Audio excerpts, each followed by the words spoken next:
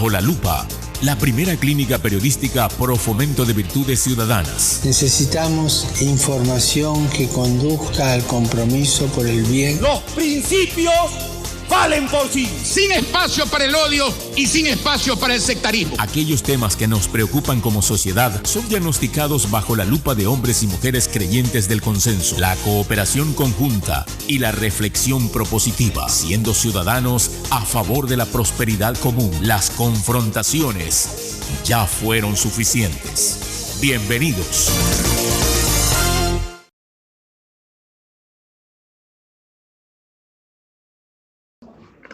Sentido saludo, querida audiencia de la Clínica Periodística Ciudadana Bajo la Lupa. Hoy ingresamos un tema sin duda alguna de interés no solamente individual, colectivo, a nivel de país, porque creo que todos de manera sensata empujamos hacia el desarrollo de la sociedad, empujamos hacia la reactivación económica en un tiempo muy duro, muy doloroso, que ha dejado pérdidas no solo económicas, sino también pérdidas humanas, que es irrecuperable. Y este año no hemos empezado con mejor vibra que el año pasado y esperamos que esas pérdidas, bendito Dios, no se den las pérdidas humanas. Pero sin embargo, parecería ser a ratos que el aparato estatal en materia de su política tributaria, ese análisis y diseño y esa ejecución y monitoreo, como no sabría decir si está muy apegada o no a ese ritmo y deseo de reactivación económica. Quienes comparecen el día de hoy me lo sabrán decir. Francesca Ferrero, emprendedora, está atrás de la marca Mogro Grill y también es presidenta de la Asociación de Restaurantes del Guayas. Rubén Martínez, experto tributario, fundador y CEO de la firma Tax Corp. A ambos, bienvenidos a Bajo la Lupa. Muchas gracias, Javier, por la presentación. Gracias Javier, es un honor realmente estar aquí. Creo que todo espacio en el que los ciudadanos de manera general podamos de alguna manera compartir nuestra preocupación frente a la situación de nuestro país. Yo creo que a nivel mundial estamos en una situación un poco complicada y sí es importante reafirmar estos espacios donde podamos dialogar y también explicar, ¿no? Porque muchas veces las tendencias son un poco fuertes y reposteamos o reenviamos mensajes o comunicados que no son realmente pegados a la realidad, y creo que al menos en las próximas semanas nos estaremos apostando el todo por el todo en la situación del país, y es importante tener estos espacios para poder compartir con la ciudadanía data importante y de valor real, sin ningún tinte político ni nada de esto, sino con el afán de preocuparnos por nuestro pueblo. Gracias, Francesca Ferrero. Entonces, inicio en este primer momento del espacio, en no más allá de 2 minutos, le pido a ambos, por favor, un diagnóstico sucinto de la situación actualmente desde sus espacios. Comienzo con Rubén y luego con Francesca. Rubén, por favor, en menos de 2 minutos. Adelante. Encantado, Javier. Bueno, nosotros ahorita, como asesores tributarios, liderando y ayudando a varias empresas comerciales de la ciudad de Guayaquil y diferentes ciudades de nuestro país, estamos en un tema un poco bastante complicado con el tema de este régimen de microempresas, este régimen obligatorio que nos ha dado una tarifa del 2% sobre las ventas y no una tarifa sobre la utilidad. Esto está rompiendo todos los paradigmas tributarios, ya que los principios tributarios hablan sobre los principios de progresividad y hablan sobre también principios de simplicidad e igualdad. Entonces, con un principio de progresividad conversando, podemos hablar que antes el impuesto a la renta era progresivo, pagábamos sobre nuestras utilidades, ahora pagamos sobre nuestras ventas. Entonces, en un año donde la mayoría de las empresas reportan pérdidas, donde el 97% de nuestras empresas son microempresas y están afectadas por este régimen de microempresas, esto es un tema bastante complicado que hay bastante que analizar, ¿no? Y que nos está afectando a todos. No solo sociedades, también personas naturales. Gracias, Rubén Martínez. Y ya vamos a adentrarnos en ese tema. Sin duda alguna, brinda una luz muy general, pero también quizás preocupante. Ya mirando desde lo micro y quienes día a día empujan este país, en el caso de Francesca, y quienes representa a ella, a todos esos miembros que sin duda alguna el país les felicita y les dice sigan adelante porque ustedes no se han detenido. ¿Cómo han visto en menos de 2 minutos, Francesca, para abrir el debate, su diagnóstico de lo que está ocurriendo, muy especialmente con este régimen impositivo de microempresas? Por favor. Yo creo que tenemos que irnos un poquito más atrás para plantear, creo que la situación económica de todos los sectores es igual. O sea, creo que no existe, es muy limitado el sector a nivel nacional que pudo haber tenido algún tipo de utilidad en ese 2020.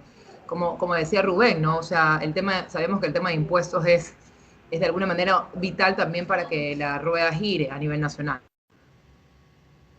Mi sector propiamente dicho, donde el margen de emprendimiento es súper alto, al menos de mi asociación, de los socios activos, tenemos más del 50 o 45% que se han visto afectados por esta medida. Pero lo más aquí, digamos, preocupante es la manera en que se opta la medida, la manera en que no se notifica formalmente y se saltan un poco de leyes tributarias existentes y no hay manera de salir de esta situación hasta septiembre. Cuando muchas de las microempresas, bueno, o las personas naturales que tenían este tipo de, anteriormente llevaban contabilidad, tenían la obligación de retener.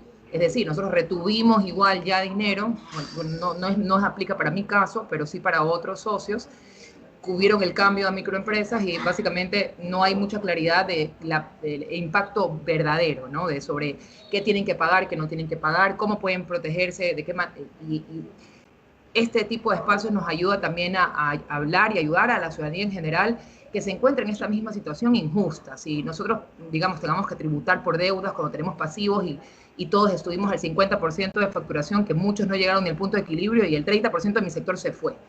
No solamente restaurantes, sino también de hoteles, donde hoy por hoy seguimos, ahorita a pesar de que no hay medidas de restricción en la provincia del Guayas muy amplias, nuestra facturación en los días entre semana está al 30%. En el caso mío, que soy en San Borondón, imagínense, o sea, el 75% de aforo, un diálogo abierto, o se toman decisiones y se han tomado decisiones en la pandemia sin ningún fundamento, tanto científico en la parte de salud, sin investigación real y verdaderos, como en la tributaria.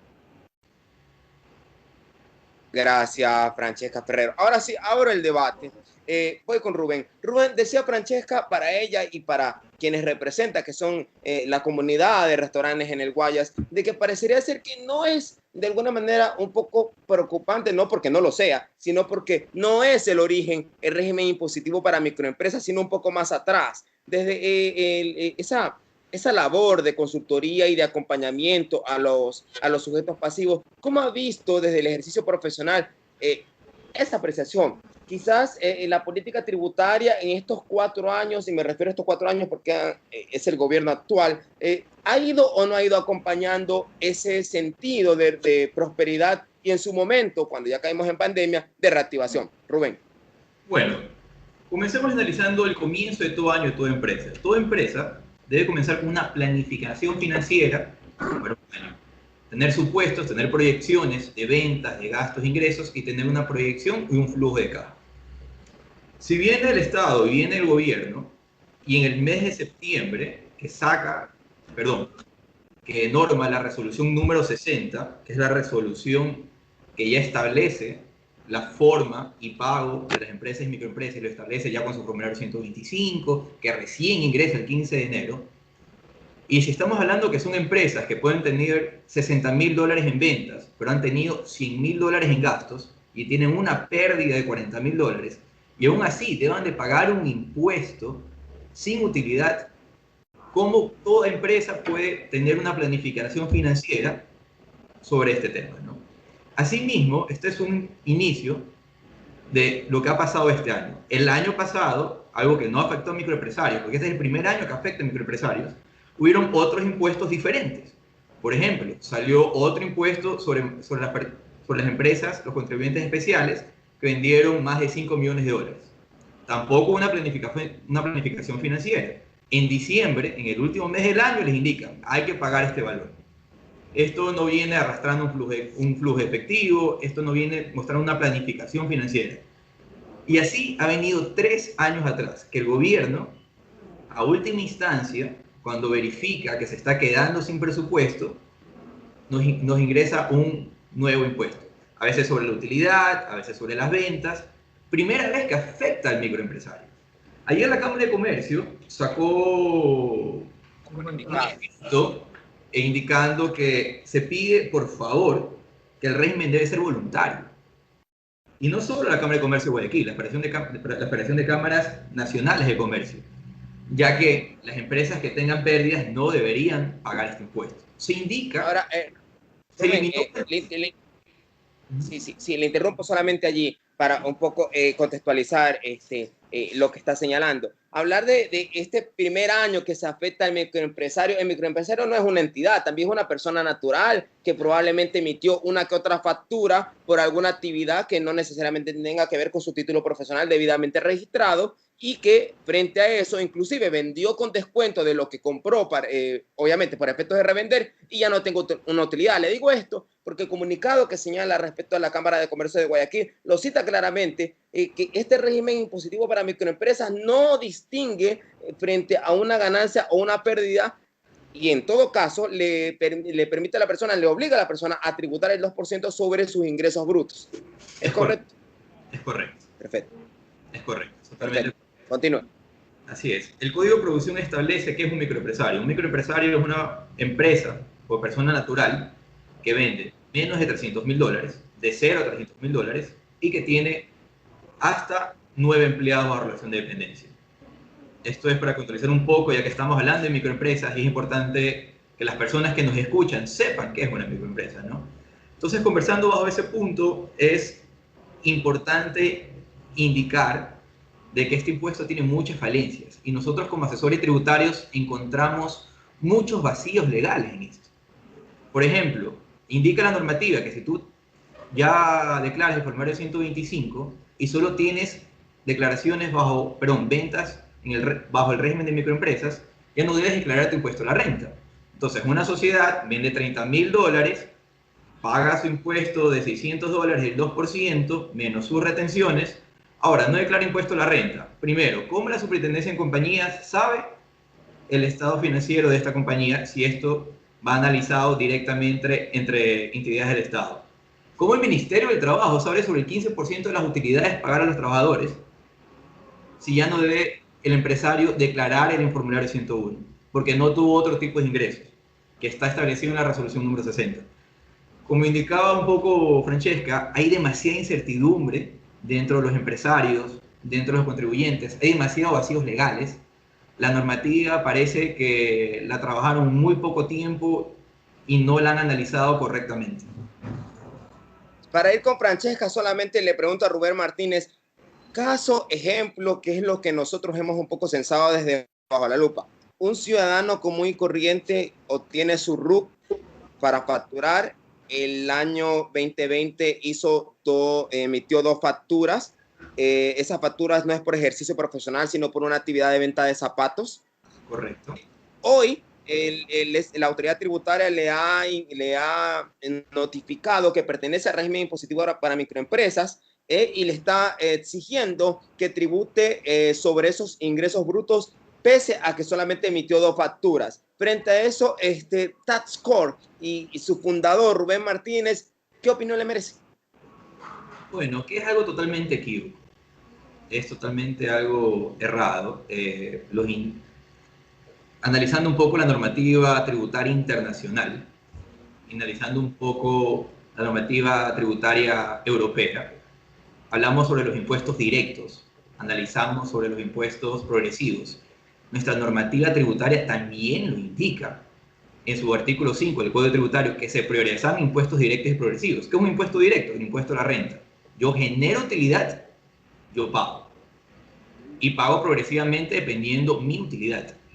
Pagar por una venta que haya tenido, que no necesariamente en una época de pandemia pude haber tenido utilidad, porque tal vez es un inventario que no lo podía vender y lo terminé regalando por poder alimentar a mi familia, pagar la clínica de un familiar, etcétera, etcétera, que son cosas que vemos los días a día dentro de nuestros ciudadanos, de nuestros compañeros ecuatorianos, y pagar un impuesto sobre eso me parece lo más errado que ha hecho la administración tributaria en mis 10 años que llevo estudiando la normativa. Gracias, Rubén Martínez. Voy con Francesca Ferrero. Francesca Ferrero, usted decía que un momento antes del régimen impositivo para microempresas ya iban viendo un poco algunas complicaciones en ese espíritu de no tirar la toalla, en ese espíritu de continuar adelante. Ya a la interna, en esa interacción entre la representante y los representados respecto a la Asociación de Restaurantes del Guayas, y una vez que arrancó, como dijo Rubén, el año pasado con la resolución 60, el régimen impositivo para microempresas, y en el interín que se ha ido dando hasta ahora, que ya empiezan a notificar que se puede realizar una declaración acumulada. ¿Cómo lo han visto? A ver, yo soy muy frontal, creo que me caracteriza un poco desde que empezamos la asociación que nace de la pandemia, la primera asociación formal de la Asociación de Restaurantes del Guayas. Siempre digo que me caracteriza mi frontalidad y la manera de ser directa, y a algunas personas no les gusta, pero es la realidad. O sea, hablemos de todos, como decía Rubén, ¿no? De todos los cambios que han habido últimamente y la improvisación en todas las decisiones que se toman. A las finales, digamos, si no hay un buen asesor o desconocimiento de la ley, por lo menos que le pregunten a los que tienen experiencia de años manejando empresas y que conocemos y sabemos cómo manejar y cómo salvar un negocio, ¿no? Porque a las finales muy fácil es estar desde el otro lado donde solamente firmas papeles, pero nunca has generado un empleo y no tienes idea de cómo manejar un negocio. Eso ha sido, nosotros tuvimos un primer problema cuando empieza la pandemia, de decir, ¿cómo vamos a hacer? Si yo no llego a mi punto de equilibrio, porque mi facturación bajó al 50 o 70%, que muchos estuvimos los primeros 8 o 6 meses de la pandemia sin facturar, también nos preocupaba de cómo íbamos a tributar, porque obviamente los que somos igual micropymes o pymes pequeños, gente que factura menos de $500,000 o $300,000, como lo dice la ley, sabíamos de que íbamos a tener problemas para poder pagar nuestros impuestos. ¿Y qué comenzó a pasar? Y mira que lo voy a mencionar porque esto ha sido uno de los principales problemas. Las notificaciones, dice la ley tributaria, yo no soy, ahí Rubén es el experto, pero algo me he empapado por tener que estar liderando, las notificaciones, por ejemplo. Entonces, ¿qué cambiaron ellos? Ahora te diga buzón. Entonces, si no revisaste tu buzón, que te notifican de todo, desde el día que tienes que tributar, y el problema del sistema del SRI ha sido un desastre este año, y más que nada en los últimos meses, que está hermosa la página, pero no funciona. O sea, tú puedes estar al día, no te dan para poder sacar tus facturas. Yo, por ejemplo, siendo igual una empresa pequeña, de menos igual de 12 empleados, y a pesar de no fui notificada como parte de microempresa, pero me hicieron contribuyente especial, siendo chiquito. Claro, es un honor, a la final les encanta que yo declaro la verdad y estoy ahí aportando continuamente, pero imagínate para mí, o sea, tengo que retener mayor impuesto, tengo que pagar mayor impuesto. ¿Y qué pasa con las empresas que a las finales de este año no teníamos para pagar los impuestos? ¿Qué teníamos que hacer? Tuvimos una reunión con la coordinación en las partes de la directiva y nos dijeron, bueno, difiéralo. O sea, es la misma respuesta que ha dado el IES, es la misma respuesta que han dado todas las entidades públicas. No tiene para pagar sus impuestos, no tiene para pagar nada, bueno, difiéralo con su tarjeta de crédito, pero si no tienes cupo en la tarjeta de crédito, entonces realmente es doloroso ver la falta de empatía hacia la realidad nacional. Entonces, ¿qué pasa? Tienen que sacar plata de alguna parte porque Rubén lo mencionó. O sea, Clara, de cada vez me estoy quedando sin gasolina, entonces le saco la plata del bolsillo. ¿A quién? A mí sí me preocupa mucho la disposición. Aparte de ser ilegal, porque formalmente tienen que notificarte, no mandarte una gaceta o comunicarte por medio de tu correo o ahí, ni siquiera te llegó el correo electrónico. Realmente algunas personas le notificaron por vía digital, otras no les notificaron y se enteraron ahora. Como dices, ¿cómo tú manejas esta situación?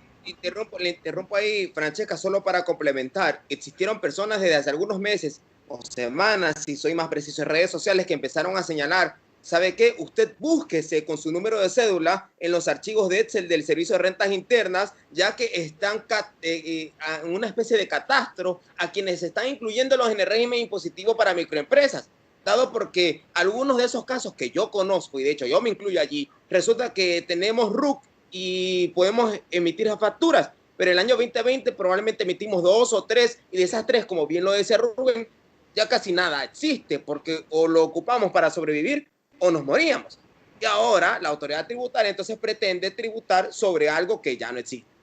Mira, no tiene sentido, pero vamos más allá. La indolencia y la falta de empatía hacia el ciudadano común, porque estás hablando de que el grupo de personas a las cuales son afectadas, si yo te hablo que de mi grupo de mi asociación tenemos el 45%, imagínate a nivel nacional. ¿Qué pasa con esas personas que no se enteraron? ¿Qué pasa con esas personas que no llevan una contabilidad o que al final muchos delegan este tipo de responsabilidades? Y claro, el SRI iba a decir, es su responsabilidad porque es su RUC y usted tiene que saber y enterarse de lo que le toca. No hay manera posible ahorita de ponerse al día. Ellos han extendido los plazos de pagos porque obviamente la gente, primero, no tiene plata, segundo, su sistema está caído, cada 2 horas se cae el sistema, no puedes hacer absolutamente nada. Algunas empresas que tienen el soporte de que hicieron las retenciones el año pasado con sus ventas, no van a tener el golpe tan fuerte, porque obviamente tengo entendido lo que han comunicado, porque todo es incertidumbre de que van a poder, como dijo Rubén, de alguna manera cruzar las retenciones versus el valor a pagar. Pero a la final vamos a hablar de justicia social y realmente lo que el país necesita. O sea, el país necesita que no le toquen el bolsillo más, que ellos sean responsables de lo que le tienen que hacer responsables. Y se vanaglorian de la recaudación de impuestos que hubieron en diciembre. ¡Wow! Recaudamos 1 millón de impuestos y se vanaglorian de eso cuando la gente no tiene que comer y el despido está altísimo porque no podemos sostener los empleos así.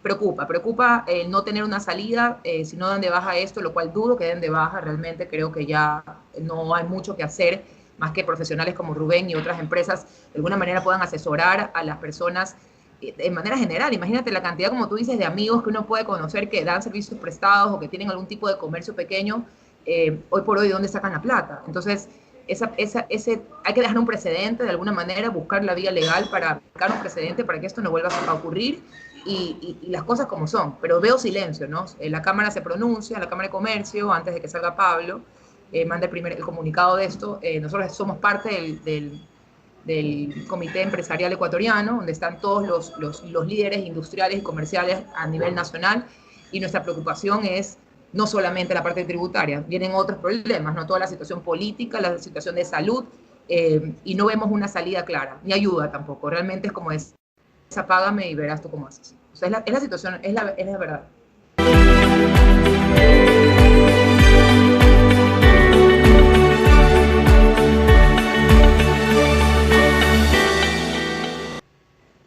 Voy con Rubén Martínez. Gracias, Francesca Ferrero. Rubén Martínez, yo decía hace unos días, y no lo puede dejar mentir usted porque parte de mis estudios es el aparato tributario, y hace unos días yo me pronuncié públicamente, señalé que tal como está el régimen impositivo para microempresas, podría verse como una asfixia al sector microemprendedor y pequeño emprendedor y a las personas naturales que de alguna manera buscan forzadas a ratos porque el aparato estatal de alguna manera le ha sido insuficiente los efectos para impulsar al aparato privado y obviamente mucho más agravado por el fenómeno de la pandemia a generar empleo. Las personas se encuentran atadas de brazos y tienen que emprender por obligación necesaria, más no por una oportunidad. Pero frente a eso, actualmente se encuentra con el régimen impositivo tributario que les impone un 2% sobre los ingresos brutos, independientemente si tenga ingresos o gastos. Desde su óptica, y atando también a lo que dice Francesca, considera TaxCore, el fundador de TaxCore, que tal como está el régimen, se considera una asfixia para el aparato empresarial micro, pequeño y personas naturales que transitan hacia el emprendimiento. Y lo otro, a nivel administrativo tributario no se puede hacer nada más que esperar a la notificación de que primero no pueda facturar porque no pague, si es que no puedo pagar porque no tengo dinero, y segundo que me inicien un proceso administrativo y probablemente judicial. Rubén Martínez. Bueno, primero quería indicar tratar lo que indicó un poco Francesca, que es correcto. No hubo una notificación a todos los contribuyentes bajo el régimen de microempresa. Era voluntad de cada uno buscar dentro de su catastro y comenzar a buscar si estamos o no estamos dentro del catastro de microempresas. Antes teníamos una herramienta dentro del portal del Servicio de Rentas Internas que nosotros podíamos ver y consolidar y ver la totalidad de nuestras ventas reportadas. Esa herramienta la quitaron. Entonces, en el mes de enero, nosotros como asesores tributarios estamos trabajando. Primero, no podemos trabajar de 8 a 5 de la tarde porque la página del SRI no sirve. Comenzamos a trabajar tipo 7 de la noche, nos quedamos hasta las 4 o 5 de la mañana, pagando horas extras, porque tenemos que presentar declaración formulario 104, declaración formulario 103, anexo bajo relación de dependencia, donde se consideran todos los ingresos, gastos de todos los trabajadores. Aparte de esto, tenemos que presentar este nuevo régimen de microempresa. Está tan mal estructurado que cuando tú vas a declararlo, te indica que tú pones segundo semestre del 2020, pero tienes que ingresar toda la información del 2020. O sea, así de mal estructurado está. O sea, no está mal escrito. La verdad que es una vergüenza pública lo que está pasando.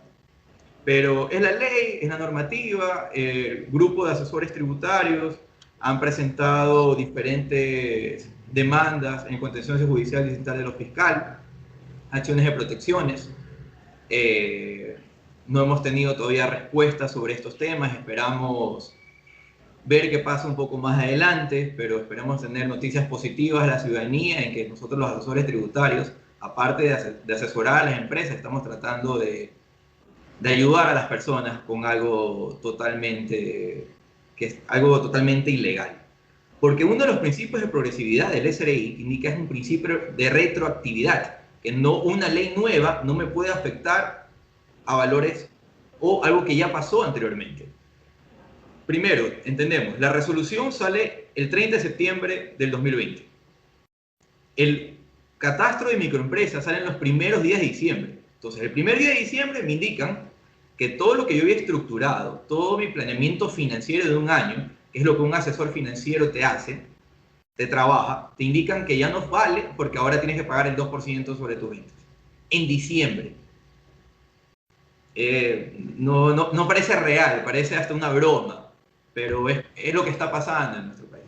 Y no nos está pensando a los grandes contribuyentes, a las personas que tienen liquidez, a las personas que tienen flujo, a las personas que tienen diferentes líneas de crédito. Nos está pasando a la persona que vende desde 1 centavo hasta $300.000, que es, como lo expliqué, el 97% de las personas a nivel nacional.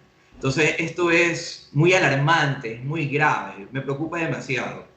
Y lo peor de todo es que este impuesto se paga en enero. Cuando antes se pagaba personas naturales en marzo, otros contribuyentes, compañías en abril, se paga en enero. O sea, nosotros no estamos sin página web, sacando todas las ventas del año, trabajando, estructurando para poder declarar este impuesto.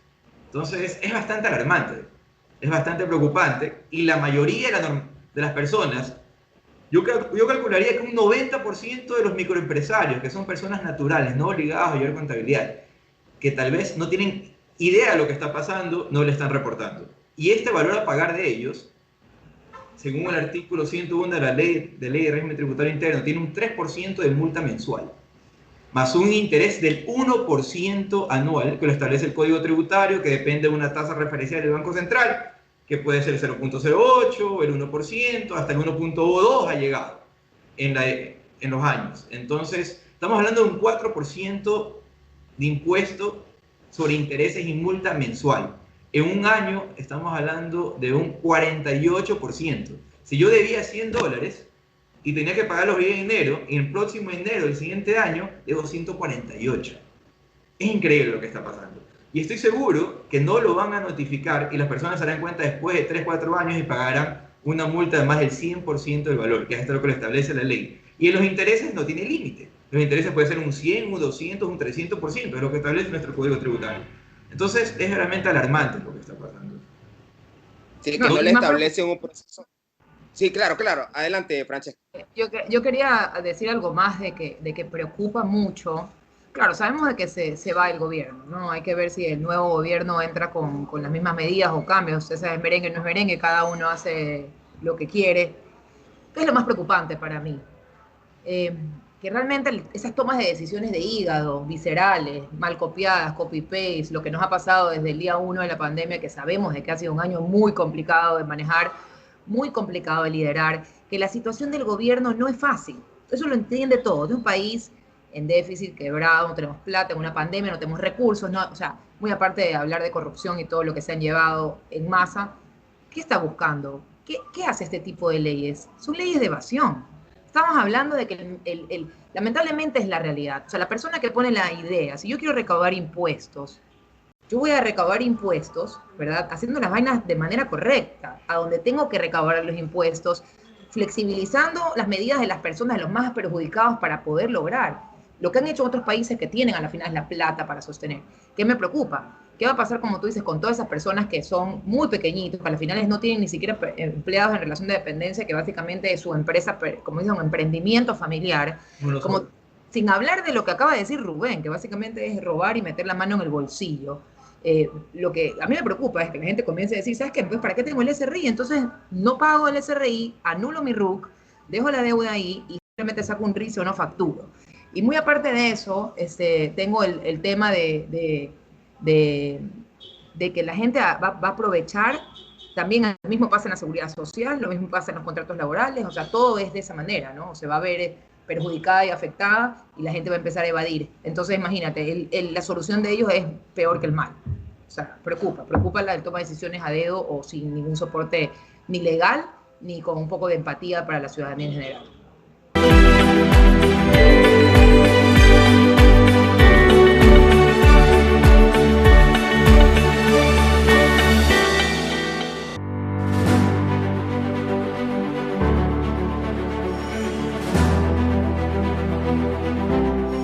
Desde el primer día, nuestra misión ha sido trabajar de manera constante, manteniendo un enfoque que permita brindar mejores oportunidades para nuestros conciudadanos.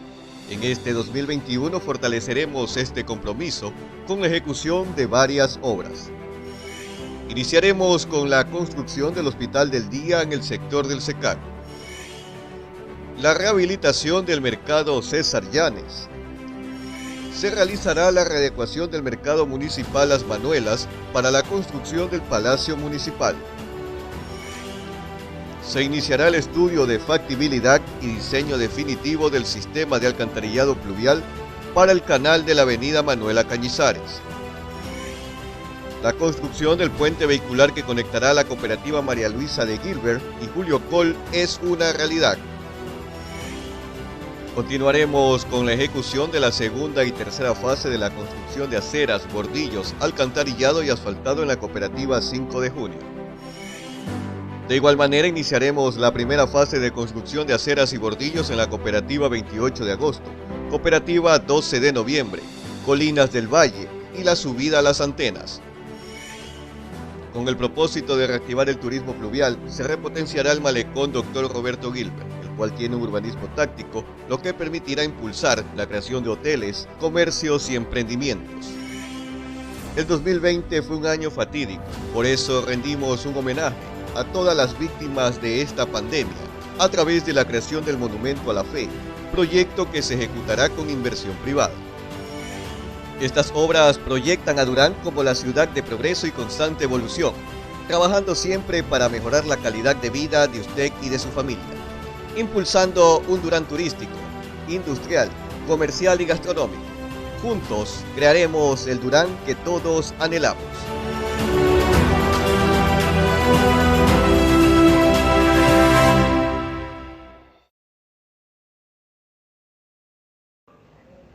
Me deja pensando tanto las ideas reflexionadas de Rubén como las ideas reflexionadas de Francesca, bastantes cosas en mi mente ahora. Y creo que lo preocupante, aunque ya lo es, más allá de no pagar o de pagar, y de que iba a decir antes de que Francesca tome la palabra, de que si es que no le predeterminan la administración tributaria en ese interín de que no pago, y aparte me inician un proceso coactivo judicial, que ahí sí es prácticamente la muerte civil de la persona. Quien lo ha vivido o está a punto de vivirlo sabe lo que es un proceso judicial coactivo con el aparato estatal. Pero en todo caso, quiero preguntarle a Rubén, y ya para esta parte de un poco de las conclusiones, la parte más importante del panel, que es las conclusiones y la propuesta. Quiero hacerle dos preguntas a Rubén y luego voy con Francesca. Rubén, un tema importante que en aulas universitarias la compartíamos, el tema de la evasión y la ilusión iluminado sobre la ética y las buenas costumbres. Más grave que el sujeto pasivo no pague es que el sujeto pasivo evada o eluda. ¿Cómo ve eso Rubén? Por un lado, y por otro lado, si Rubén fuera asesor de la autoridad tributaria y la directora del SRI, la señora, se me escapa el nombre ahora, Marisol me parece que es, la señora Marisol Andrade, le llama y le dice, ¿sabe qué, Rubén? Mire, tengo esta situación que es el régimen, bendito régimen impositivo de microempresas, y todo el mundo me cuestiona, bueno, parte de la población me cuestiona que está mal diseñado. Ayúdeme, ¿cómo debería corregir ese régimen para que de alguna manera permita uno de esos pilares, por no decir el gran pilar que le dio luces, que fue la simplificación de las obligaciones y deberes formales? Rubén Martínez. Bueno, Primero, excelente pregunta, que ves, no me había puesto en ese panorama. Yo fui funcionario del Servicio de Rentas Internas 5 años, pero ya desde el 2013 no estoy dentro de la institución, entonces nuevamente pensar como funcionario público es bastante interesante para mí. Pero bueno, en este fin creo que hay que analizar un poco más allá. Es entendible que el gobierno, como indicó Francesca, tenga un déficit fiscal, tenga que buscarlo de una vía, que ya no encuentre proveedores para seguir prestando dividendos del exterior, ya no pueda crecer más los valores de deuda que tiene, entonces no tiene más de dónde cubrir ingresos para cubrir su gasto público. Y bajo eso crea normativas tributarias o leyes tributarias año a año que cada vez niegan un poco primero el crecimiento empresarial, inversión extranjera casi no tenemos hace años, hace tiempo que los valores de inversión extranjera son mínimos, y es porque existe una línea progresiva en que un momento que comienzas a cubrir tus impuestos, que tienes demasiado carga fiscal, tenemos una carga fiscal súper fuerte actualmente, comienza la ilusión y comienza la evasión. Aunque son términos diferentes, no vamos a analizar los términos de eludir y evadir, pero comienzan a crecer. O sea, llega un momento en que tu carga fiscal es tan fuerte que simplemente el empresario no puede vivir, el empresario no puede trabajar, el empresario o es un delincuente bajo el gobierno porque evade impuestos, porque evadir impuestos es algo que está en nuestro Código Penal, es sancionado, más no la ilusión. No sabía, uy, me equivoqué, ok, no evadí, pero si evado es penal.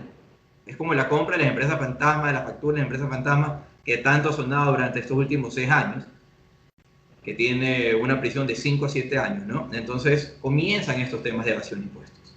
Entonces, si yo estableciera un poco, es decir, un tipo de estructura, si yo pudiera sentarme un día con la directora regional de la SRE, hacer un poco de estructura, a ver un poco, analizar el nivel de impuestos. Los impuestos sobre las ventas, sobre el nivel de ventas, son estos impuestos indirectos, como el IVA, cargar el IVA, que cualquier persona que con que gane $100 y voy a comprar un vaso, pago el 12% sobre ese vaso, son impuestos equívocos. Al revés, buscaría los impuestos progresivos sobre las utilidades. Me enfocaría más sobre esos temas de utilidades.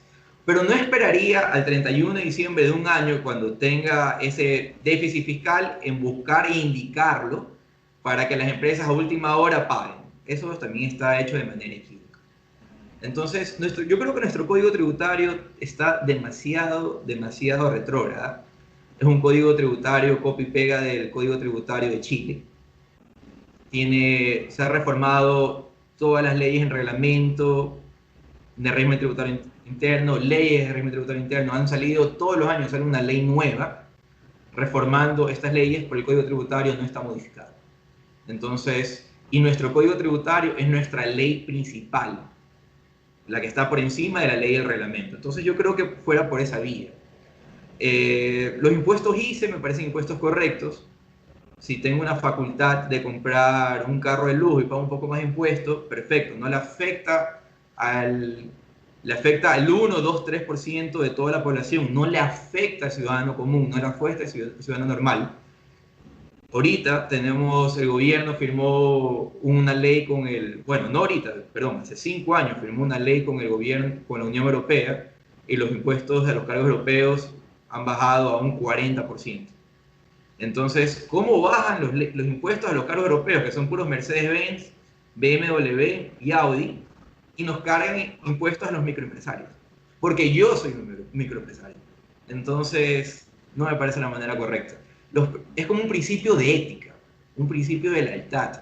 Yo no quiero ver a la gente morirse de hambre, yo quiero igualdad, reciprocidad. Entonces, por ahí comenzaríamos, ¿no?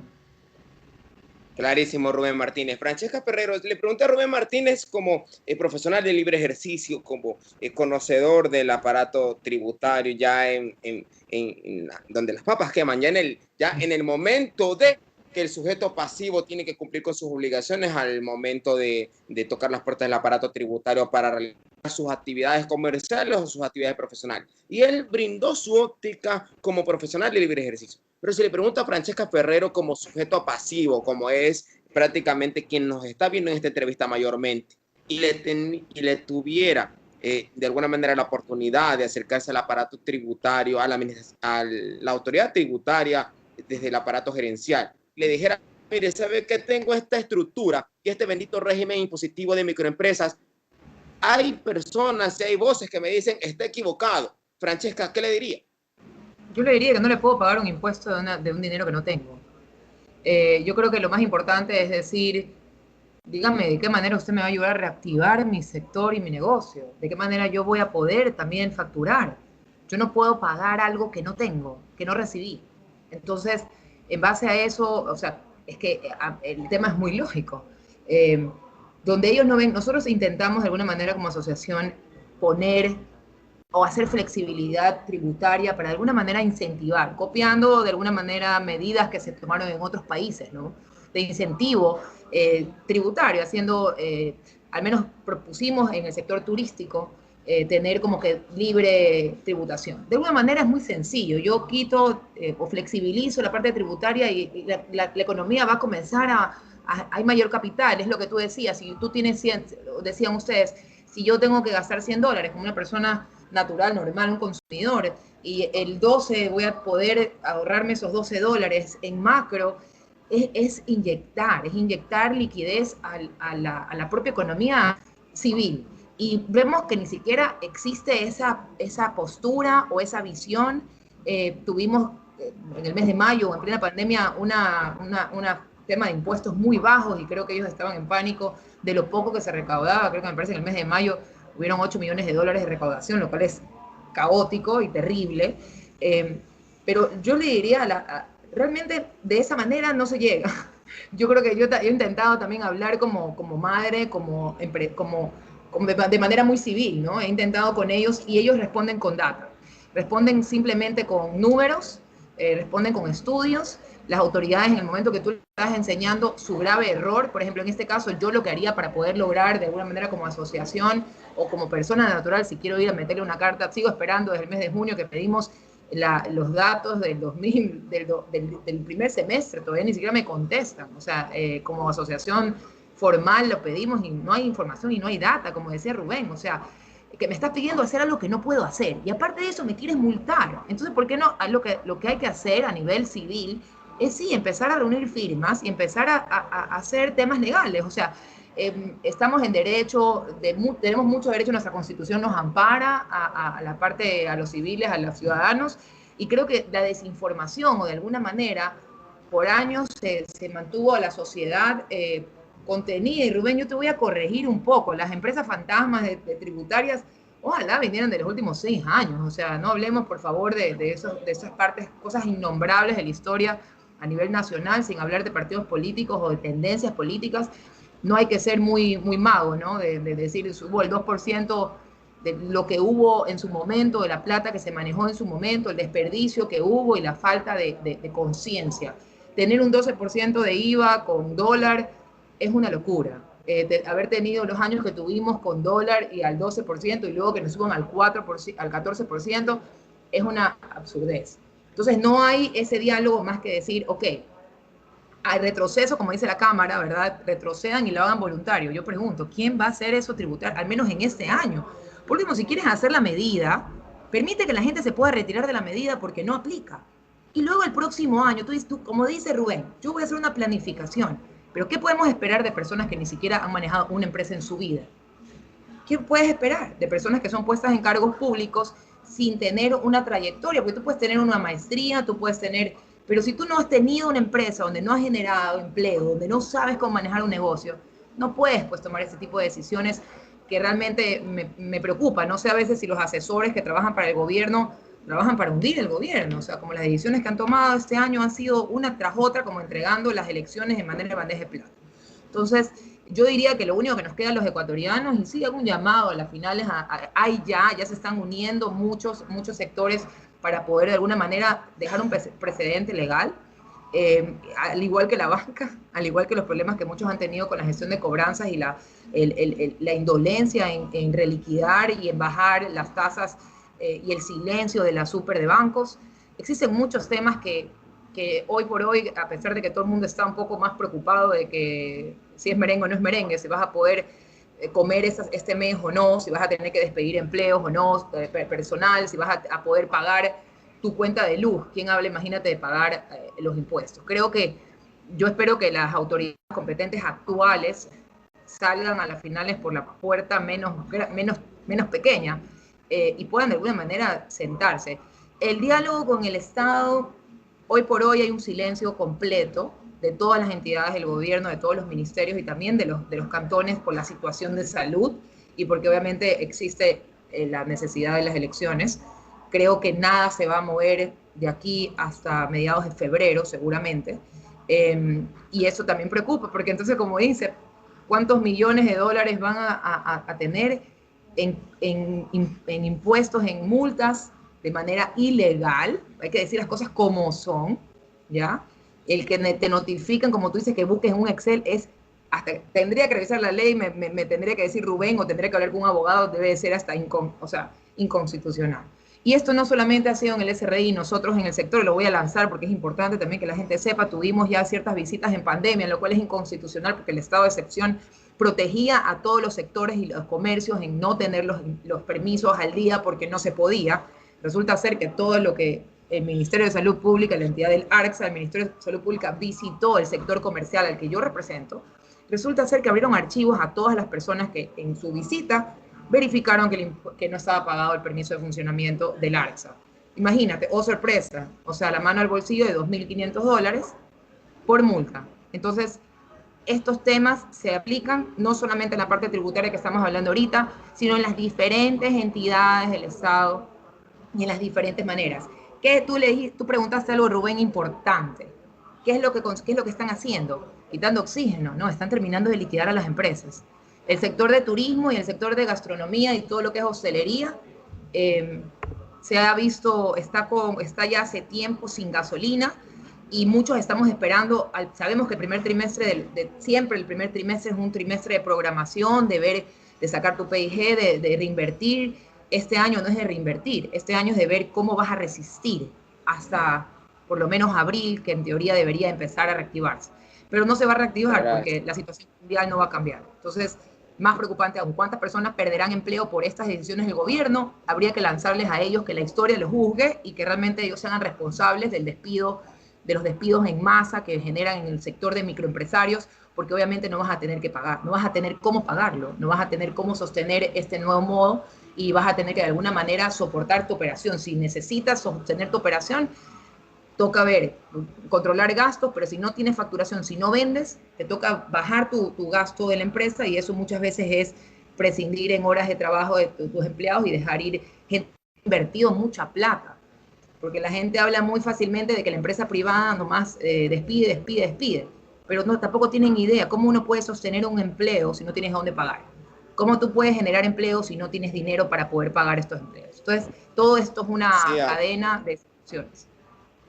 Decía el presidente Moreno que hay que sus funcionarios también tener esa lógica de sensibilidad. Anhelo que el SRI tenga sensibilidad y que las demás instituciones tengan sensibilidad. Gracias Francesca Ferrero, emprendedora que está atrás de la marca Mogro Grill, ya lo pronuncié bien, y la presidenta de la Asociación de Restaurantes del Guayas. Gracias Rubén Martínez, consultor y especialista tributario, fundador y CEO de TaxCore, de la firma tributaria TaxCore, por haber comparecido a la Clínica Periodística Ciudadana Bajo la Lupa y vernos desde sus espacios y con su capacidad de reflexión y madurez, comentar a la ciudadanía la realidad del acompañamiento empresarial desde la política tributaria en ese arte, diseño, ejecución y monitoreo que la tiene el aparato estatal. Todavía no somos aparatos federados, sino aparatos centralistas en manejar la política tributaria. Que Dios les acompañe en cada una de esas áreas en donde se desenvuelve sigan apostando por el país. Sin duda alguna, la población ecuatoriana les felicita, les acompaña. Y también me queda decirles, síganse cuidando de la pandemia, síganse cuidando de la COVID-19, que todavía no ha pasado a ustedes y sus familias, y que tengan buena noche. Listo, Javier, muy buenas noches, muchas gracias por invitarnos. Pasa bien, hasta luego. Gracias.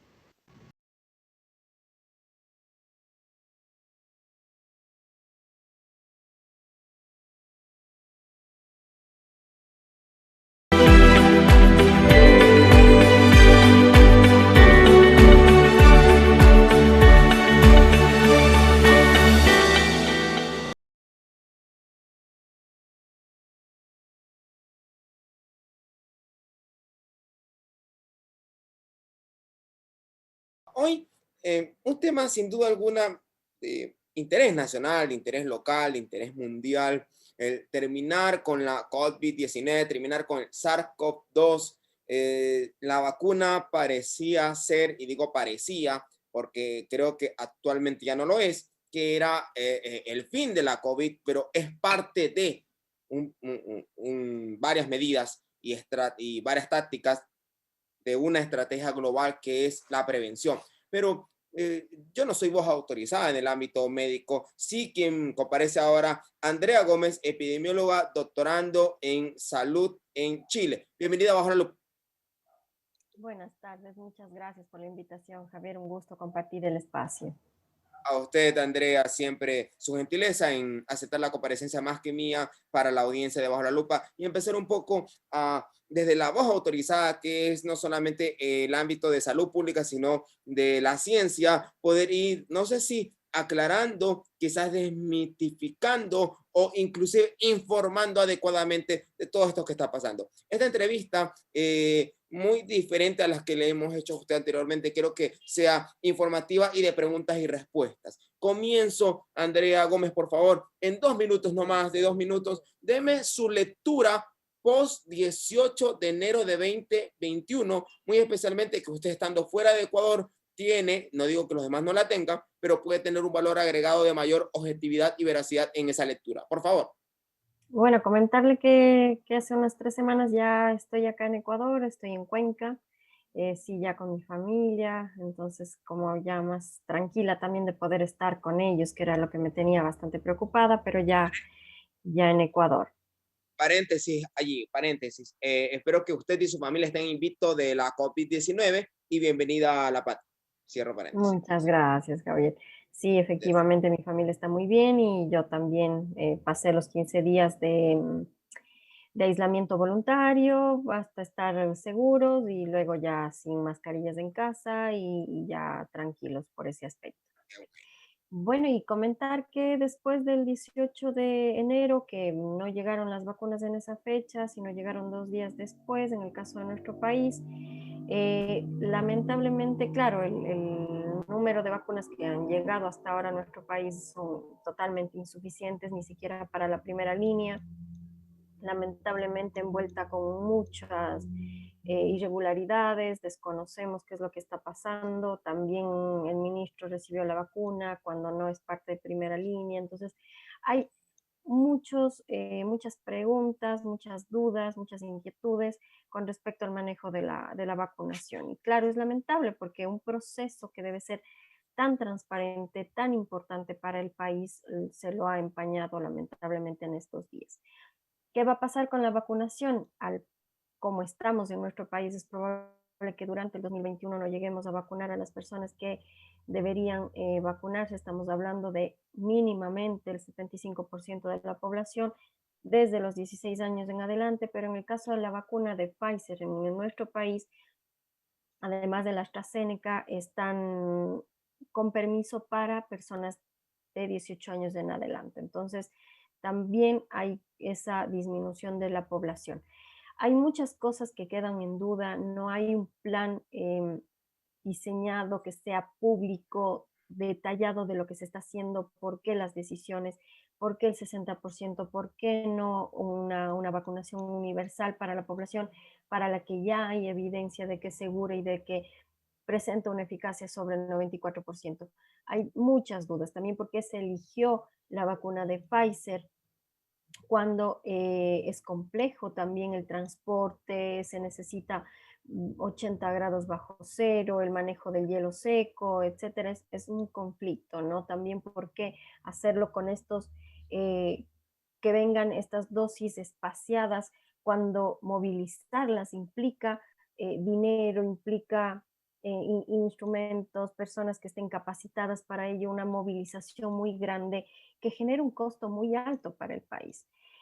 Por otra parte, también hablar de fases y de no haber aclarado que era la primera línea quien debía recibir la vacuna en primera instancia, también ha generado esta especie de sensación, yo diría, tal vez de tristeza y de no sentir esa valoración por parte del mismo sistema de salud a quienes están en primera línea y han trabajado durante todo este casi año de pandemia. Lamentablemente en nuestro país no se ha controlado la primera ola, hemos continuado con una ola prácticamente crónica. Entonces hemos estado realmente bajo una falta de una política pública para el control de una pandemia, y eso también se refleja en una falta de una planificación fuerte, fortalecida de vacunación. Gracias, Andrea Gómez, por esa introducción. Le permití que continúe en el tiempo y no interrumpirle porque creo que todo lo que dijo cabe como una introducción. Ahora sí, para entrar en el tema con preguntas y respuestas. Comienzo. A ver, dos preguntas en una. La primera, su colega Rodrigo Enríquez, investigador de aquí de la UT del Ecuador, señaló aquí compareciendo en Bajo la Lupa días atrás que venga la vacuna, que ya se vivía un entorno de incertidumbre. Coincide con Rodrigo Enríquez. Y la otra pregunta, se ha dicho aquí el 13 de enero, el ministro de Salud dijo que somos, hablando como Ecuador, el segundo país en recibir la vacuna, el segundo país en la región. Bajo la Lupa hizo una pregunta a la secretaria de Comunicación del Ministro de Salud respecto a los comentarios que usted había señalado en Twitter, que no era tan así, porque en la región había otros países que habían avanzado más en ese tema y se contestó desde el aparato gubernamental que ellos de alguna manera no responden a elucubraciones, palabras más, palabras menos, parafraseando. ¿Cómo ve eso, Andrea Gómez? Bueno, concuerdo efectivamente con el doctor Rodrigo. Ya veníamos con estas dudas desde antes y lamentablemente nuestras dudas se vieron eh, reflejadas en una realidad. Lamentablemente el manejo de la vacunación ha dado mucho que desear. Ya tenemos denuncias que hemos observado en los medios de comunicación de personas que no eran de la primera línea y que recibieron la vacuna, incluido el ministro de Salud. Y claro, eso genera esta desconfianza, ¿no? Con respecto a que somos el segundo país, es el segundo país dentro de la región que recibe la vacuna de Pfizer, pero somos el tercer país en Latinoamérica que recibe la vacunación. Argentina ya lleva muchísimas personas vacunadas, ha hecho una planificación, un plan de vacunación mucho más rápido incluso que el de Chile. Y también estamos hablando de Costa Rica, que ya está vacunando también con Pfizer. Estamos hablando también de México. México inició también unos días después de Chile, que también inició con Pfizer. Entonces, hay un manejo comunicacional que no es real y que no refleja lo que ha vivido el país. O sea, ya hemos escuchado al presidente, al ministro decir en varias ocasiones que somos el país que mejor ha manejado la pandemia en la región, lo cual no es real. Somos el país junto con Perú que tenemos uno de los mayores excesos de mortalidad. Lejos de ser el mejor, hemos sido uno de los peores ejemplos dentro de Latinoamérica, y no solo con lo que vivimos en Guayaquil, lo que vivimos en varias provincias de la costa, sino con lo que vivimos también en julio, agosto, que tampoco se habla de eso. Perfecto. Gracias, Andrea Gómez. Sigo con más preguntas de la audiencia de Bajo la Lupa. Asimismo, dos preguntas. La primera, yo no sé si usted estuvo enganchada en el momento que las vacunas arribaron tanto a Quito como a Guayaquil en el vuelo de KLM, ¿no? Y de allí a Cuenca, pues se lo hizo vía terrestre. La audiencia de Bajo la Lupa pregunta a quienes son los expertos, que son ustedes que forman parte del conglomerado de salud y del aparato científico, si usted observó cómo venían las vacunas adecuado fue donde estaban las vacunas, de lo que nosotros pudimos ver al menos desde los medios de comunicación y ustedes como televidentes, porque además de doctores son televidentes, ¿es adecuado traerlas de esa manera o no? Y la otra pregunta que me hacen aquí, la vacuna al fin de cuentas, más allá de que hayamos adquirido en una primera fase pocas, lo deseable hubiera sido mucho más, pero en todo caso, ¿la vacuna de qué protege? ¿Del virus o de la enfermedad? Andrea Gómez. Ya, con respecto a la primera pregunta, efectivamente es la forma en la que se transporta la vacuna, que se supone que está con hielo seco, que se mantiene en menos 80, que tiene chip integrado, hace un seguimiento de cómo está Se supone. Se supone. Eso es lo que vemos y lo que conocemos, pero ahí falta, claro, más información y claro, genera dudas. O sea, no lo niego, uno queda con dudas. Igualmente se supone que hasta Cuenca también llegó de esa manera y se ha mantenido congelada hasta el día viernes, que fue la vacunación, que ya se vacunó en los 2 hospitales. Se supone, eso es la información que se tiene en medios de comunicación y la información que tenemos. Ojalá siga siendo así. Para romper esa cadena de frío, por decirlo así, para romper con la cadena de frío, se debe hacer solamente cuando se va a aplicar la vacuna, ¿es correcto? Es correcto, así es. En ese momento hay que hacerlo, el momento que se abre un frasco hay que aplicar las 5 dosis que vienen y no guardarlo ni volverlo a congelar. El rato que se abre hay que usarlo. Es decir, hasta cuando llegan a la casa de salud debe tener un reservorio especial para mantener la cadena de frío y estar allí hasta cuando la persona de primera línea, el médico o el personal de primera línea, se siente en el lugar y quien vaya a aplicar la dosis, pues lo haga. ¿Es correcto? Es correcto, efectivamente. En el caso de Cuenca, por ejemplo, llegó al Instituto Nacional de Salud Pública y lo mantuvieron el día jueves y el día viernes se inició ya la vacunación en los 2 hospitales. ¿Hay constancia de que ha sido así? ¿Que solamente se ha roto en la cadena de frío en el momento que se va a aplicar? Yo no lo he visto, desconozco, pero yo espero que sí, que sí. En Perfecto. ese caso sí, sí, espero que sí. Con respecto a la segunda pregunta, que era sobre... He escuchado y nos han dicho que bajo la lupa hay parece algún tipo de confusión entre qué es lo que hace la vacuna. O me protege del SARS-CoV-2 o me protege de la COVID-19. E inclusive, yo en lo personal he escuchado como audiencia programas de radio y de televisión inclusive, en donde se indica que la vacuna lo que me permite es a mí no contagiar. Yo hasta donde tengo entendido no era tan así, lo que permitía era mitigar que yo vaya a una UCI, pero sí podía contagiar. Por favor, aclárelo, Andrea Gómez. Claro, efectivamente es la segunda respuesta. Lo que se conoce hasta ahora, la efectividad es para evitar una enfermedad grave. Es decir, de cada 100 personas que se vacunan, al menos hay una seguridad de que 94 personas no van a desarrollar una enfermedad grave. Eso es bastante comparando con otras vacunas, como por ejemplo la influenza, que ha llegado a un 60% aproximadamente de esta eficacia. ¿Cualquier marca? Cualquier marca, incluso algunas vacunas, por ejemplo, para la COVID-19 se van a usar con un 74% de eficacia, con un 70%, porque es bastante elevado. Ahora, ¿cuál es el punto? Que independientemente de que yo me vacune o no me vacune, necesito continuar con el uso de la mascarilla, el distanciamiento físico, el lavado de manos, el priorizar los lugares ventilados, porque no protege, o lo que no se conoce todavía, porque sigue en estudio y hay que esperar tiempo, es si es que evita el contagiar o el contagiarse.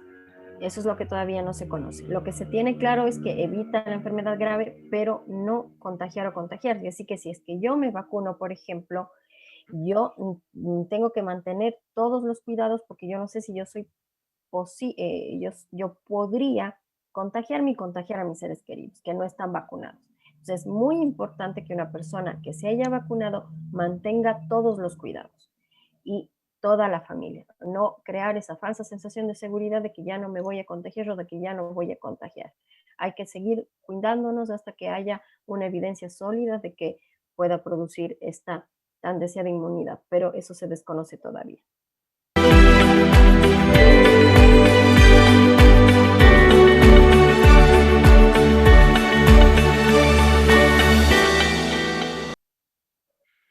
bastante claro. Dos preguntas nuevamente. La primera, ¿se ha conocido el caso de una funcionaria de la Checam que labora en el área de comunicación? Bueno, laboraba porque ya la máxima autoridad del representante del presidente Moreno ha dicho que está destituida, ¿no?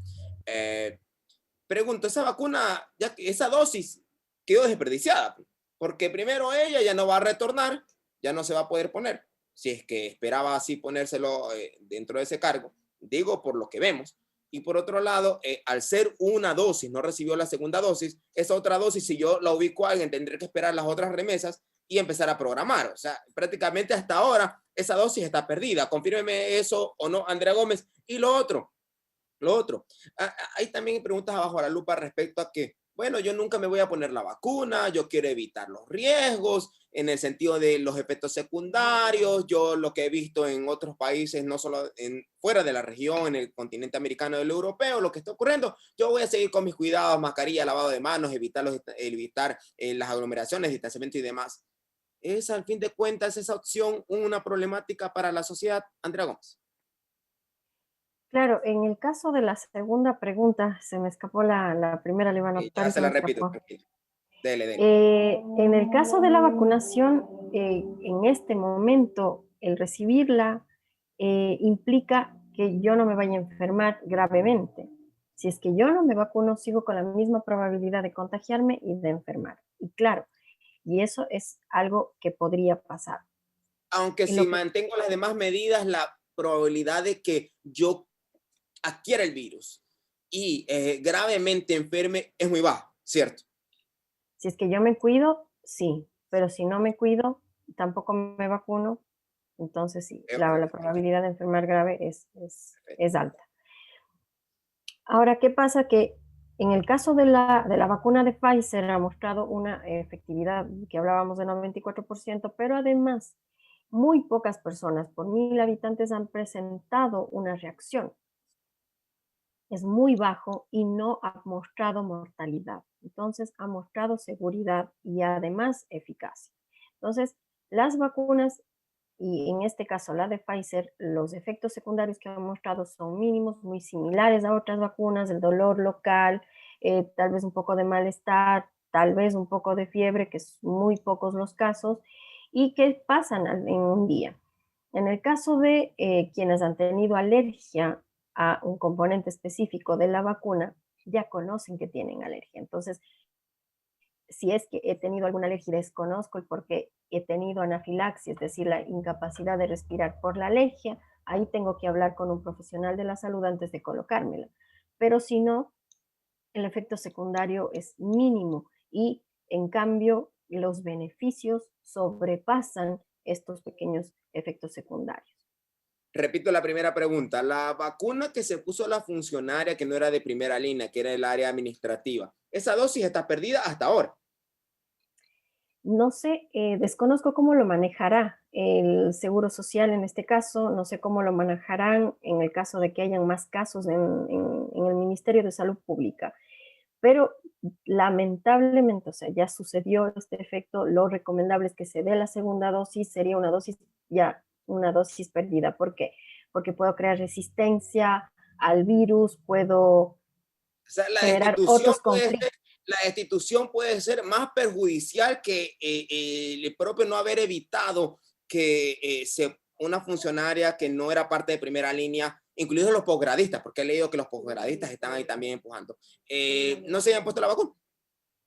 Claro, o sea, en este caso, desde mi punto de vista, no debió haberse colocado desde un inicio, pero ya que se colocó, debería colocarse la segunda dosis, porque no solamente es un problema individual, sino es un problema colectivo, es un problema poblacional. El momento que se deja de dar la segunda dosis, podemos generar incluso la probabilidad de más mutaciones en los virus, que es lo que menos queremos ahora. Entonces se debería manejar de esa manera. Lamentablemente ya se separó la funcionaria. Yo no entiendo por qué no a otros funcionarios que también lo han hecho. Ojalá investiguen a todos, no se puede enfocar solamente en una persona que saldría en este caso perjudicada, ya que el mismo ministro ha dado mal ejemplo. Se debería ser justos con todos. No se puede mostrar por una parte a la población, estamos haciendo justicia, pero nos estamos haciendo de la vista gorda con otras autoridades. O sea, hay que hacer las investigaciones y este proceso tiene que ser transparente para la confianza también de la población, para el control de una pandemia. Se necesita confianza con la autoridad sanitaria.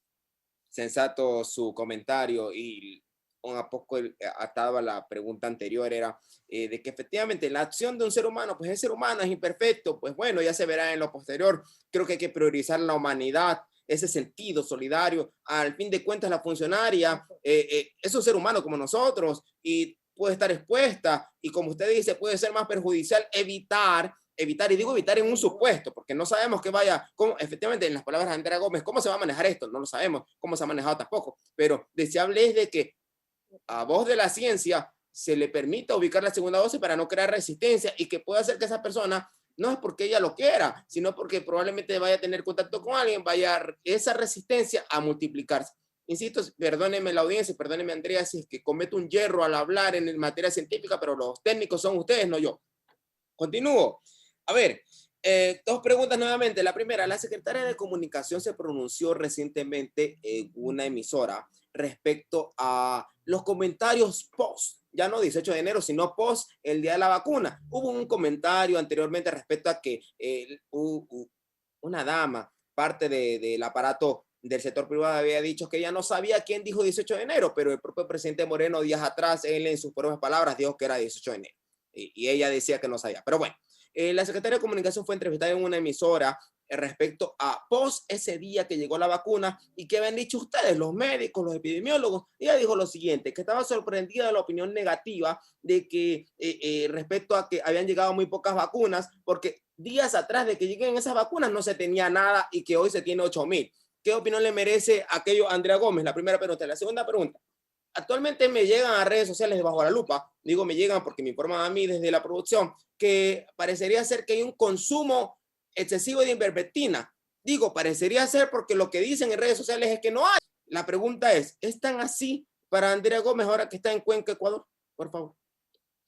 Con la primera pregunta, lamentablemente uno de los errores que más ha tenido el gobierno en general, no solamente la Secretaría de Comunicación, es la comunicación de riesgo a la población.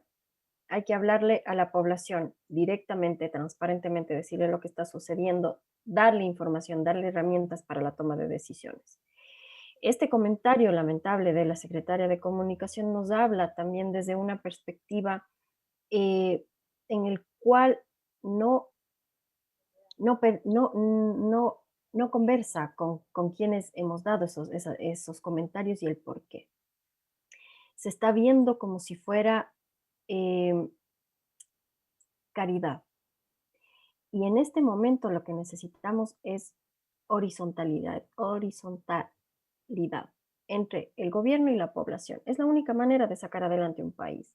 No desde yo doy 8,000 dosis que no funcionan para todo el país.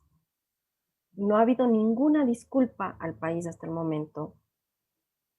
Ofrecieron 2 millones para enero, para finales de enero. Después que eran 50,000 dosis. Después que eran 84,000 y llegan 8,000. Y llegan 2 días después. En ninguna de estos procesos ha habido una disculpa hacia el pueblo, hacia el país, hacia la ciudadanía. Hay mucha desconfianza. En ese momento, cuando ella hace este comunicado, no se muestra empática con lo que sentimos, con lo que nos está pasando como ciudadanía. Ha sido un pésimo manejo de comunicación de riesgo, ha sido un pésimo manejo de la pandemia en general.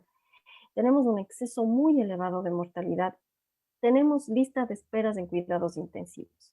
Hacer un tipo de comentario como este muestra la lejanía que hay desde la Secretaría de Comunicación hacia lo que está sucediendo con el país. Poca empatía también y claro, lejos de ayudar este comentario, más bien separa aún más al gobierno de la ciudadanía. Ojalá de verdad por el bien del país mejore este tipo de comunicación y mejore también la comunicación de riesgo que tiene que venir desde el Ministerio de Salud Pública.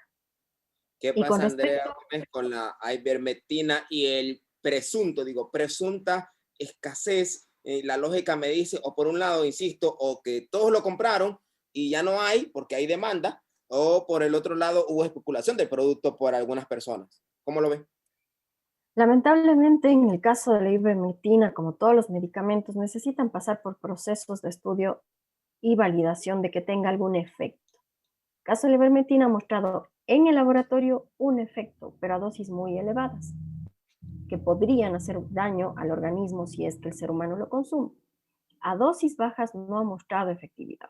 Por eso están desarrollando estos estudios. Hay estudios que están mostrando alguna evidencia y otros que no están mostrando evidencia.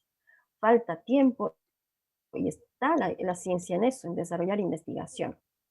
Pero ¿qué pasa? Si es que yo empiezo a automedicarme y tomo medicamentos que con el tiempo me pueden generar alguna resistencia en mi cuerpo, por lo tanto, tomar medicamentos sin que haya una necesidad de tomarlo, porque en el caso de la ivermectina no hay necesidad de tomarlo. Que No además no porque me lo sabemos dijo en la qué... vecina, no porque me lo dijo el amigo, porque lo leí en internet. No. No, si no hay necesidad, ¿para qué? Segundo, le estoy introduciendo una sustancia ajena a mi cuerpo que no sé qué efectos pueda tener en mi cuerpo. No se ha probado seguridad en niños en el caso de esta sustancia, tampoco en mujeres embarazadas. Por lo tanto, no sabemos quién se está automedicando, quién se está tomando. Y lamentablemente, y esto se debe obviamente a que la autoridad local, en este caso la alcaldesa, ha motivado también el consumo de esta sustancia, lo cual, aunque lo quieran mostrar así, no es totalmente inocuo. Hay que verificar qué es lo que ha pasado y cuál sería el efecto de este consumo masivo. Y claro, lamentablemente nos da trabajo extra además, porque claro, la población no sabemos si se está automedicando, en qué cantidades, y por otra parte se especula y aumenta el precio de este tipo de medicamentos que no tendría la razón por qué. Es un llamado a la población a no utilizar ningún medicamento si no se necesita, si no está prescrito por un médico. Con la ivermectina no hay evidencia sólida todavía, por lo que es mejor evitar este tipo de medicación. Dos preguntas en una. Con el mismo caso de la ivermectina, un medio de comunicación específico, Coavisa, informó el día sábado en su cuenta de Twitter que los precios de la ivermectina se triplicaron en las farmacias de Guayaquil. Desde el punto de vista no económico, porque eso podríamos analizarlo después, pero desde el punto de vista de salud pública, ¿a qué se debe eso? ¿También tiene una respuesta o será la respuesta un aparente consumo masivo de la población por la ivermectina, Andrea Gómez? Claro, aquí estamos hablando también de oferta-demanda y también hablamos de que no hay un control por parte de la autoridad sanitaria. Y eso no lo ha habido desde el inicio de la pandemia. No pusieron ni siquiera un techo del costo de pruebas PCR, menos aún han controlado el precio de la ivermectina. También pasó con la hidroxicloroquina, también pasó con la citromicina, con medicamentos que hasta ahora no han mostrado una efectividad. Y esto pasa en nuestro país, lamentablemente. También fuimos noticia internacional, salió en la CNN, en donde, claro, les toca también a los científicos de salir y decir, no es evidente, no hay evidencia fuerte, no la usen. Y esto ha pasado durante todo este tiempo. Y claro, dentro de la salud pública también da una muestra de que efectivamente se está consumiendo masivamente. No sabemos en cuánto, y probablemente quienes trabajen específicamente en la ciudad de Guayaquil probablemente hayan visto ya casos de algún tipo de alguna intoxicación, lo cual desconozco hasta el momento, pero puede ser. Perfecto. Pregunta finales, Andrea Gómez, por favor, un poco ya conduciendo a la parte más importante del programa, pese a que todo lo que usted ha dicho, sin duda alguna, tiene trascendencia. La parte de la propuesta y desde el ámbito de salud pública sería la prevención. A ver, veamos. Este tema del uso de la mascarilla, yo no sé si desde su óptica se ha ido controlando qué tipo de mascarilla uso, o si ya la población ya es consciente realmente, sabe que el N95 en un ámbito hospitalario, la mascarilla quirúrgica, si es que usted hace actividades, qué sé yo, las regulares de cualquier persona, las de tela podría hacer cuando usted no tenga contacto con la población, en fin. ¿Dónde usted cree que sería desde su óptica que hay que reforzar en la población respecto al uso de mascarilla? Finalmente, seguimos con el uso de la mascarilla permanente, independientemente de qué material sea, o hay que hacer un refuerzo respecto. ¿Sabe qué? Usted utiliza este tipo de mascarilla porque científicamente está probado que realmente funciona para prevenir el contagio de la COVID-19. Andrea Gómez. Sí, es mejor ya ahora que también ya no tenemos escasez, de que hay mucha producción de mascarillas, es mejor comprar las que ya están testeadas, en este caso las quirúrgicas y las N95, que también las venden para el uso del público. Es mejor quedarnos con esta mascarilla. ¿Por qué? Porque tienen la certificación de que han sido testeadas. En el caso de las mascarillas de tela, se promovía el uso, pero cuando había escasez. Y en el caso de nuestro país pasó. Y también había un costo muy elevado de mascarillas al inicio de la pandemia. Lo que ahora ya no sucede, hay bastante producción, hay acceso, por lo que sí es que yo puedo mejor utilizar una quirúrgica o una N95 en el caso de uso para público. Eso puedo comentar porque son testeadas y porque me da seguridad de que está filtrando tanto el aire para afuera como el aire para adentro. Es decir, no puedo ni contagiar ni contagiarme, que es lo mejor en este caso. Y las personas que prefieran utilizar la doble mascarilla, utilizar la mascarilla N95 primero y luego la quirúrgica, no al revés. Qué bueno que lo dice, porque he visto muchos casos al revés. Primero la quirúrgica y luego la N95. Y cuando yo me acerco a preguntarles o desde lejos por un saludo, inclusive porque tengo contacto con ellos, me dicen, no, es que para proteger la N95 que no se me ensucie, porque usted sabe es más costosa, entonces la quirúrgica la puedo botar, pero parece ser que no, más que parece ser científicamente comprobado que no brinda ese nivel de protección que si lo hubieran usado correctamente. Me preguntan, personas adultas mayores parece que tienen problemas con la quirúrgica cuando exhalan. Y yo entiendo, son adultos mayores, efectivamente tienen un problema allí respecto a cuando exhalan porque sienten su propio aliento. Entonces dicen que podría ser una mascarilla de tela y encima una quirúrgica. ¿Qué tal lo ve Andrea Gómez? En el caso de la mascarilla de tela y por fuera una quirúrgica, no lo vería mal, la verdad no, porque la quirúrgica está haciendo su trabajo y en este caso la de tela también le ayudaría, siempre y cuando por fuera esté la mascarilla que le ayudaría, que en este caso sería la quirúrgica. La de tela probablemente no haría tanto trabajo, pero si le ayuda a respirar, si le ayuda a mantenerse tranquilo, es bueno, o sea, es positivo, sobre todo la parte emocional, que es muy importante para las personas adultos mayores, pero siempre, siempre, siempre una quirúrgica. Me preguntan otra vez, ¿qué ocurre con los casos de adultos mayores que no quieren estar en casa, obviamente, por obvias razones, por un tema incluso emocional y sobre todo emocional? Y desean salir. Bueno, salen un trayecto largo, ese trayecto largo, dicen, yo no voy a toparme con nadie, de hecho veo a 20 metros, no hay nadie, quiero ir solo, pero quiero ir sin la mascarilla porque quiero caminar, porque si camino con esa mascarilla, una especie de hacer deporte, de cierta manera, con la mascarilla es bastante fastidioso. ¿Puede el adulto mayor quitarse la mascarilla y qué sé yo, por un sendero largo donde no exista un cruce, una interacción con otra persona como él, joven o adulto mayor? Si no hay ese contacto, puede irse sin mascarilla y no pasa nada. En ese caso, claro, cuando haya más de, o sea, 4 o 5 metros incluso de distancia de otra persona, sí, o sea, mientras sea el lugar ventilado, abierto, no haya más gente, claro, es como sería también estar en casa, sin personas alrededor. Pero claro, siempre con la previsión de que si en algún momento aparece alguna persona y con la que me voy a cruzar, mascarilla enseguida. Andrea Gómez, en las cafeterías, en donde están los pequeños locales donde sirven snacks o alguna cosa, dice que, y me pasan a adultos mayores porque parece que se han enganchado como Bajo la Lupa respecto a esta entrevista que se ve que le iba a hacer. En las cafeterías, en lugares donde venden snack, en los lugares donde venden yogur, ven que, por ejemplo, está el distanciamiento entre mesa y mesa, pero los comensales obviamente están sin mascarilla porque si tienen mascarilla no pueden comer. Resulta que un adulto mayor con su mascarilla va, se acerca, quiere comprar o de pronto se le antoja inclusive de sentarse a comer.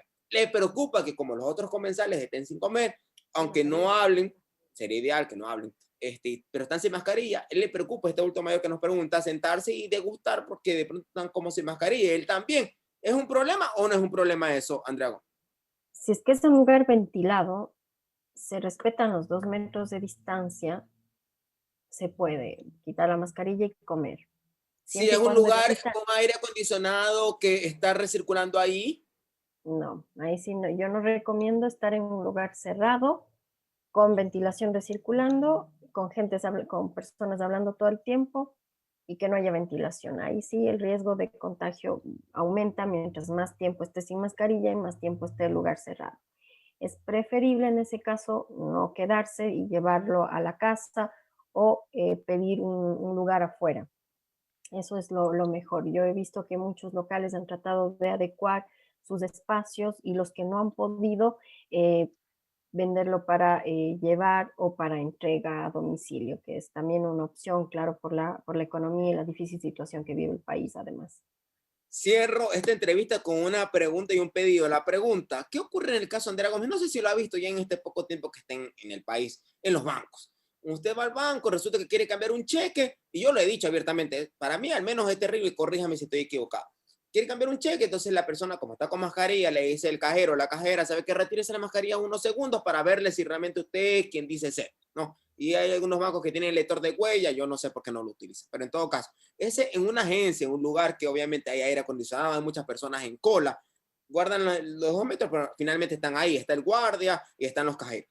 Y ellos, obviamente, los cajeros mucho tiempo y manipulan, de hecho, papel, moneda y monedas. Hay un riesgo cuando yo me quite por breves segundos la mascarilla para que el cajero y la cámara vean que soy realmente yo la persona que voy a hacer una transacción. Andrea Gómez. En el caso de, por ejemplo, si yo tengo alguna duda, es preferible llevar estos bloqueadores transparentes para no exhalar ni que Inhalar. ingresen micro gotas. Es una opción. La otra opción es no exhalar ni inhalar en el momento que se retire la mascarilla, que es lo que probablemente nos toque hacer ahora que lleguen las votaciones.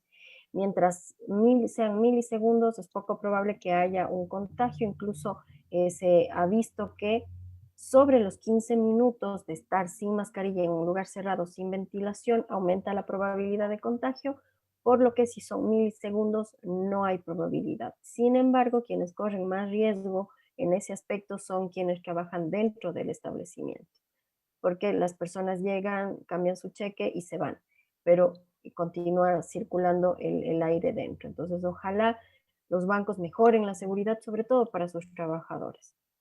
Ideal sería que no se la pidan, que se la retire. Exacto. Y Perfecto. sería lo ideal. Pedido, Andrea Gómez, esta cámara, por favor.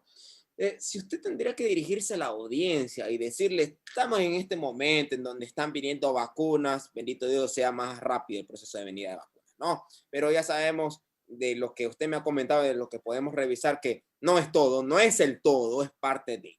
Pero, ¿qué usted le podría decir en palabras sencillas a la audiencia de Bajo la Lupa y a la audiencia que ve este programa sobre cómo, si es que no me ha dado COVID-19 a buena hora, cómo sigo manteniéndome así sin que me dé, protegiendo a mis familiares? Y si ya me dio, cómo no volver a recontagiarme, porque hay casos de que realmente se han reinfectado con la nueva cepa. ¿Qué le diría Andrea Gómez? ¿Cuáles serían sus tips o recomendaciones para quienes nos están viendo?